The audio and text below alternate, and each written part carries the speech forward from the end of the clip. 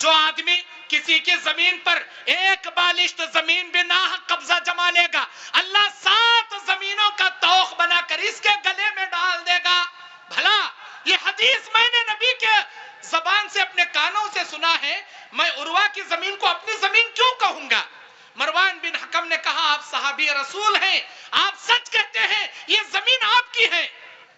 میرے دینی اور اسلامی بھائیوں، اللہ کے نبی صلی اللہ علیہ وسلم کی 2 بیٹیاں ام کلثوم رقیہ کا ابو لہب کے 2 بیٹے عتبہ عتیبہ سے شادی کرنا طے پایا تھا، رشتہ طے پایا تھا۔ جب نبی نے نبوت کا اعلان کیا، ابو لہب اپنے 2 بچوں سے کہتا ہے میرے بچوں، محمد کی 2 بیٹیوں سے رشتہ کٹ کر دو جو تمہارے ساتھ عقد ہونا طے پایا ہے۔ عتبہ گیا، کہتا ہے اے محمد صلی اللہ علیہ وسلم، میں تمہاری بیٹی سے اپنا رشتہ کٹ کرتا ہوں۔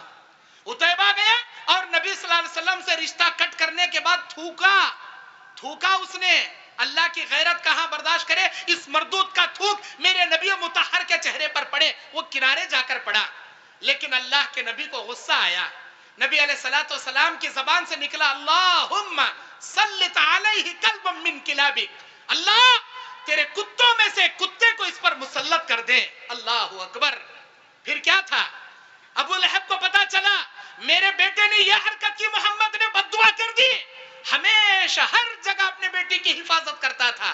ارے جسے اللہ زمین کی صفحہ ہستی سے مٹانا چاہے، ساری کائنات مل کر اس کی حفاظت کرے، تب بھی اس کی حفاظت نہیں ہو سکتی، کیونکہ وہ اللہ کی ذات اگر اس سے عبرت کا نشان بنانا چاہے، کون اس کی حفاظت کر سکتا ہے؟ میرے دینی اور اسلامی بھائیوں، ایک جنگل کو جاتے وقت جنگل کے کنارے پر پڑاؤ ڈالا گیا، عتیبہ کو بیچ میں سلایا گیا، آزو بازو سامان رکھ کر اس کے آزو بازو قافلے کو سلایا گیا۔ رات میں جنگل سے شیر آیا، چھلانگ لگا کر سیدھا عتیبہ کے چیتڑے اڑا کر وہاں سے نکل گیا۔ میرے دینی اور اسلامی بھائیوں، اللہ کے نبی صلی اللہ علیہ وسلم جب کبھی بھی کسی کو بددعا کے کلمات استعمال کیے ہیں، دنیا سے عبرت کا نمونہ اور نشان اللہ نے ان کو بنا دیا ہے۔ کبھی کسی پر ظلم نہ کرے، کبھی کسی کی دل کی بددعا نہ لے۔ حضرت سعد ابن ابی وقاص کون ہے؟ یہ عشرہ مبشرہ صحابی، اللہ کے نبی صلی اللہ علیہ وسلم کے ساتھ ہر غزوے میں شریک رہنے والے۔ فتح مکہ کے دن 3 علم نبی نے دیے، اس میں سے سعد ابن ابی وقاص کو ایک علم دیا۔ سعد ابن ابی وقاص کو حضرت عمر بن خطاب کے دور خلافت میں ملک شام کا گورنر ان کو بنایا گیا، اور وہاں لوگوں نے شکایت کی کہ یہ صحیح نماز نہیں پڑھاتے۔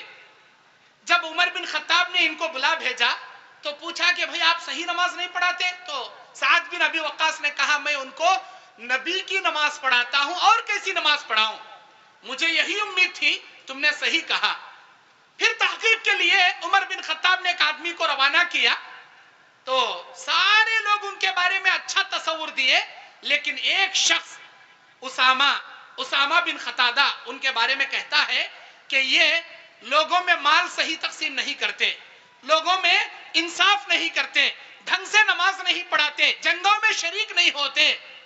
جب سعد بن ابی وقاص کو پتا چلا تو انہوں نے بددعا کی، یا اللہ اگر یہ شخص ریاکاری کے لیے، دکھاوے کے لیے لوگوں کے سامنے کھڑا ہے تو یا اللہ میں بددعا کرتا ہوں اسے لمبی عمر عطا فرما، اسے زمین کے فتنوں میں ملوث کر دے، اور اسے زمین میں ٹھوکریں دلا کر اس کا قتل کرا دے۔ اللہ اکبر۔ سعد بن ابی وقاص کی بددعا اسے لگ گئی، بہت لمبی عمر جیا، وہ لڑکیوں کو چھیڑتا تھا، لڑکیاں جوتیاں لے کے مارتے تھے، اور وہ کہتا تھا مجھے سعد کی بددعا لگ گئی۔ بخاری کا اور ایک واقعہ ہے سعید بن زید رضی اللہ تعالیٰ عنہ کا۔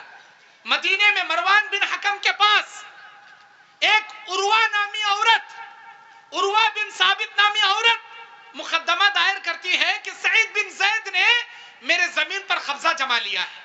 سعید بن زید کو بلایا گیا، سعید بن زید کہتے ہیں میں نے اللہ کے نبی کے زبان سے یہ حدیث سنی ہے، من اخذ شبرا من الارض ظلما یطوقه فی عنقه من 7 ارضین یوم القیامہ، جو آدمی کسی کی زمین پر ایک بالشت زمین بھی ناحق قبضہ جما لے گا، اللہ 7 زمینوں کا توخ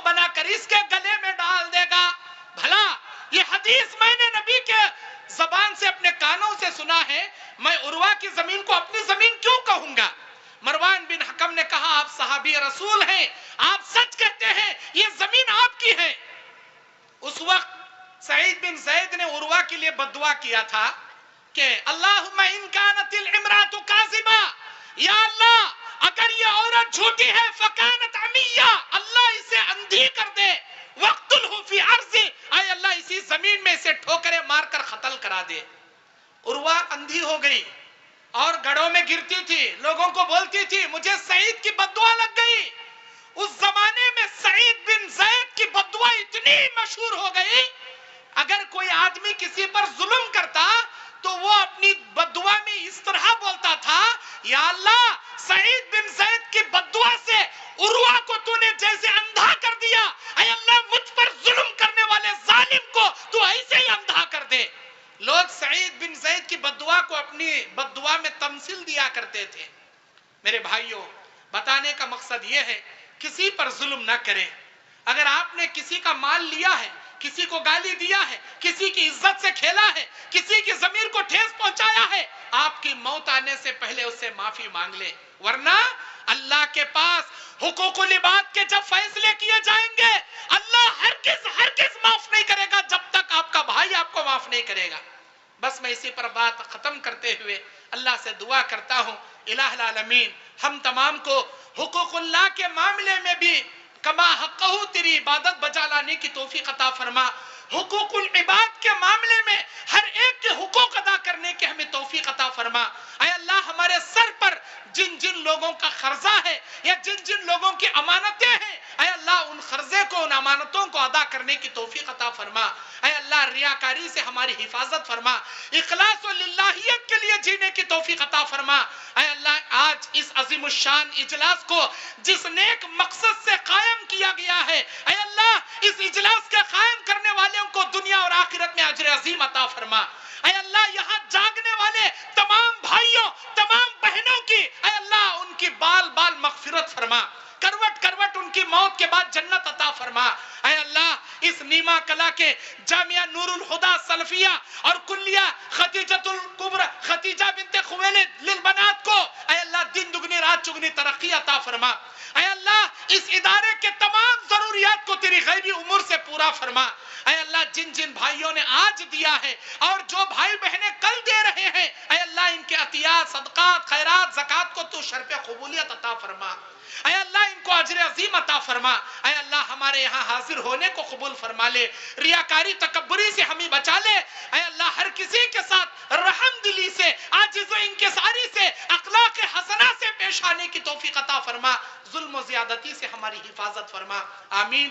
وآخر دعوانا ان الحمدللہ رب العالمین۔ السلام علیکم ورحمۃ اللہ وبرکاتہ۔